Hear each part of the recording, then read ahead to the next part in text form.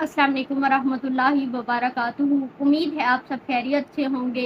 आज सूरह अल बकरा की अगली आयत का तर्जुमा और तफसीर मैं आपसे बयान करूँगी। औज़ु बिल्लाहि मिनश शैतानिर रजीम, बिस्मिल्लाहिर रहमानिर रहीम।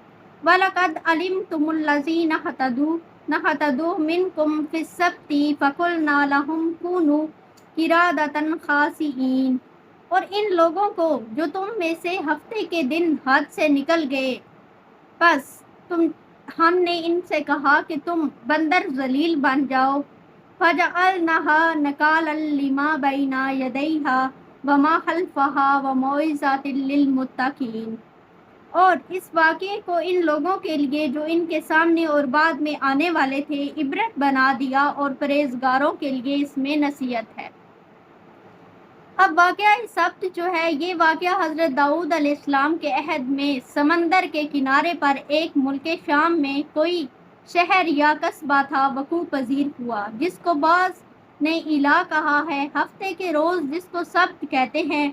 हज़रत मूसा अलैहिस्सलाम के दीन में शिकार खेलने या और कारोबार दुनियावी करने की सख्त ममानियत थी, जैसा कि तौरात में लिखा है।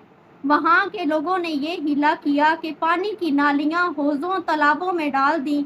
हफ्ता के दिन मछली इनके बनाए हुए तालाबों में जमा हो जाती थी, फिर एतवार को इन स्टोरों से पकड़ लेते।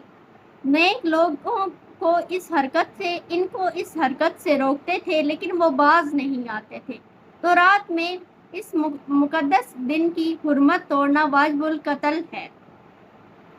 इस वाक़े की तफसील सूरह अराफ में आती है। इनको अल्लाह ताला ने बंदर बना दिया। बाज़ ये कहते हैं कि इनकी जिस्मानी हियत बिगाड़ कर बंदरों की सी कर दी गई, और बाज़ इसके ये मानी भी लेते हैं कि इनमें बंदरों की सी सफ़ात पैदा हो गई थी, लेकिन कुरान के अल्फाज और अंदाज़े बयान से ऐसा मालूम होता है कि ये मस्क इखलाकी नहीं बल्कि जिस्मानी था।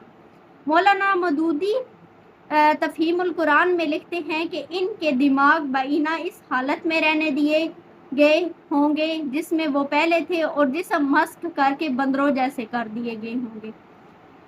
ये तफसीर जो है वो ठीक है, यानी कि अगर उनके दिमाग जो हैं वो ऐसे ही रहने दिए गए होंगे और उनकी जिस्मानी हालत जो है वो बिगाड़ दी गई होगी। इंसान का जब दिमाग काम कर रहा होता है, उसकी शक्ल बिगड़ जाती है तो उसको ज़्यादा तकलीफ़ होती है। लोग उनको हकारत की नज़र से देखते होंगे, तो वो शायद उनके दिमाग जो हैं वो पहली हालत में ही रहे होंगे।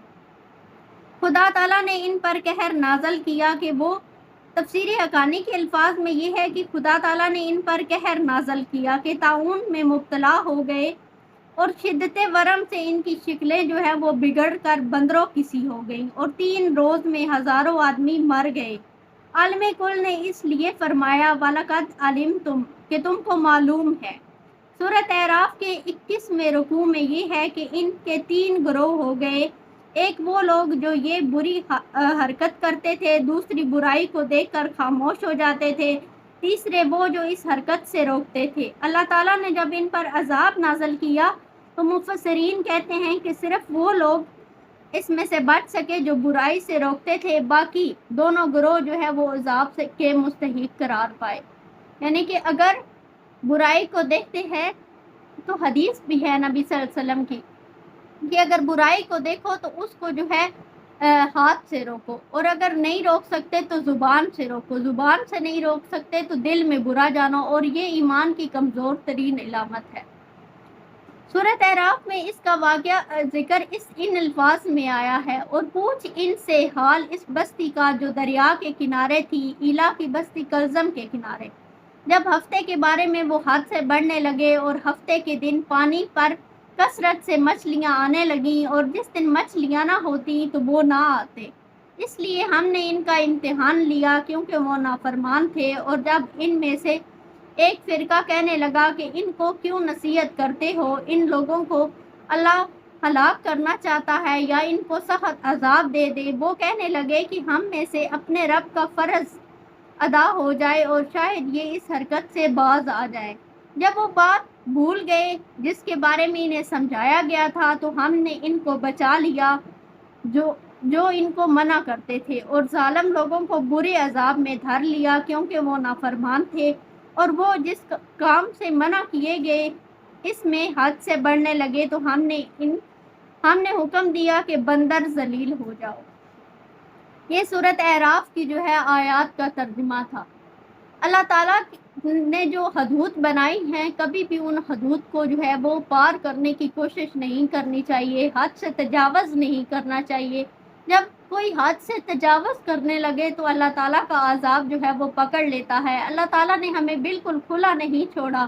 اللہ تعالیٰ نے کی ہماری رسی اللہ تعالیٰ کے ہاتھ میں ہے، وہ اللہ تعالیٰ ہمیں ڈھیل دیتا ہے، اور اللہ تعالیٰ جب یکدم اس رسی کو کھینچتا ہے تو ہم منہ کے بل گر جاتے ہیں۔ اللہ تعالیٰ ہم سب کو جو ہے کبھی بھی اپنی حدود سے تجاوز نہ کرنے کی توفیق دے، ہمیں سیدھے راستے پہ چلنے کی توفیق دے۔ صدق اللہ العظیم۔